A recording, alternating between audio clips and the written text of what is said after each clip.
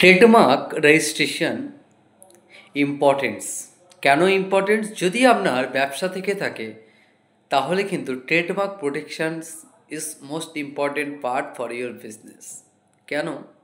কারণ যদি আপনি আপনার বিজনেসকে ট্রেডমার্কে যদি রেজিস্টার না করেন, সেক্ষেত্রে কিন্তু আপনার ওই বিজনেসটার নাম বা ব্র্যান্ডের নাম অন্য কেউ ইউজ করতে পারে এবং সে আপনার ওই ব্র্যান্ডের আপনি যে কষ্ট করে যে জিনিসটা তৈরি করেছেন সেটার ফায়দা নিতে পারে। তো সিম্পল, আপনার যদি ব্র্যান্ড ভ্যালু মার্কেটে যতটা বানাবেন, যদি সেই ব্র্যান্ড ভ্যালু যদি ট্রেডমার্ক না করেন, তো আপনার সেই ব্র্যান্ড ভ্যালুটা অন্য কেউ মিসইউজ করবে বা সে সেটার ফায়দা নিতে পারে। তার সাথে সাথে আরেকটা বড় বিষয় কি আছে, সে পরবর্তীতে ট্রেডমার্ক করে নিয়ে আপনার বিজনেসটাকে কিন্তু বন্ধ করতে পারে এবং আপনাকে একটা তার জন্য বড় কম্পেনসেশনও দিতে হতে পারে। তাহলে বুঝতেই পারছেন ট্রেডমার্ক রেজিস্ট্রেশন কতটা ইম্পর্টেন্ট।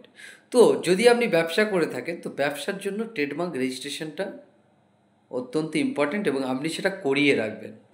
এটা করিয়ে রাখলে কিন্তু আপনার এই সমস্ত কোনো টেনশন থাকবে না, অলওয়েজ সেফটি থাকবেন এবং যে ব্র্যান্ড ভ্যালুটা আপনি ক্রিয়েট করবেন সেটা কিন্তু যে কাজ সেই কাজে আসবে।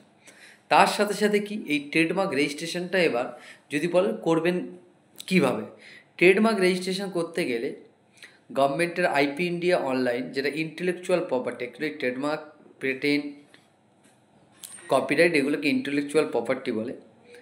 তো এই ইন্টেলেকচুয়াল প্রপার্টিতে রেজিস্ট্রেশন করতে হয়, সেটা আপনি অভিজ্ঞ ট্রেডমার্ক অ্যাটর্নি দিয়ে করলে বেটার হয়। বা কী কী ডকুমেন্টস লাগে, ডকুমেন্টস সেরকম কিছু লাগে না। যদি কোম্পানি হয় কোম্পানির ডকুমেন্টস, যদি ট্রাস্ট হয় ট্রাস্টের ডকুমেন্টস, আর যদি ইন্ডিভিজুয়াল বা প্রপাইটর হয় সেক্ষেত্রে তার অনারের কেওয়াইসি, যদি পার্টনারশিপ ফার্ম হয় partnership did and partners KYC. তো অনার্স কী কেওয়াইসি লাগছে, আধার কার্ড আর প্যান কার্ড, লোগো বা ব্র্যান্ডের নেম এবং সেটা কোন ক্লাসে পড়ছে বিজনেসটা। এবার বিজনেসটা কোন ক্লাসে পড়ছে সেটা কীভাবে বুঝবেন? ক্লাস 1 টু ক্লাস 45 পর্যন্ত ক্লাস রয়েছে, সেই ক্লাসের মধ্যে বিভিন্ন বিজনেসের ক্লাসকে ডিফাইন করা আছে। যে ক্লাসের মধ্যে আপনার হবে সেই ক্লাস দিয়ে ট্রেডমার্কটা রেজিস্ট্রেশন করতে হচ্ছে।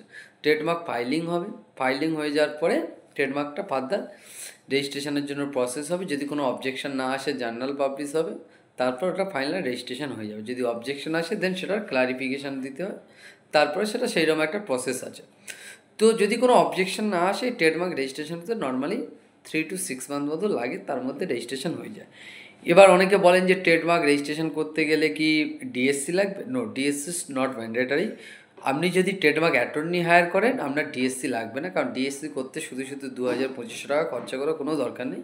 আপনার ট্রেডমার্ক অ্যাটর্নি সে করে দেবে, তারা এক্সপার্ট। আর যদি বলেন গভর্নমেন্ট ফিস কত, স্টার্ট আপ ইন্ডিভিজুয়াল প্রপাইটরশিপের জন্য হচ্ছে 4508 টাকা, নাহলে 9000 টাকা গভর্নমেন্ট ফিস। এবার প্রফেশনাল ট্রেডমার্ক অ্যাটর্নি ফিস জানাই নেবে। তো অলওয়েজ চেষ্টা করবেন ট্রেডমার্ক রেজিস্ট্রেশন বা ফাইলিং করানোর সময় ট্রেডমার্ক অ্যাটর্নিকে দিয়ে করানো, কোনো দালাল বা কোনো এজেন্টকে দিয়ে করাতে যাবেন না। সেখানে অনেক রকম প্রবলেম ফেস করতে হতে পারে আপনার এবং লসও হতে পারে।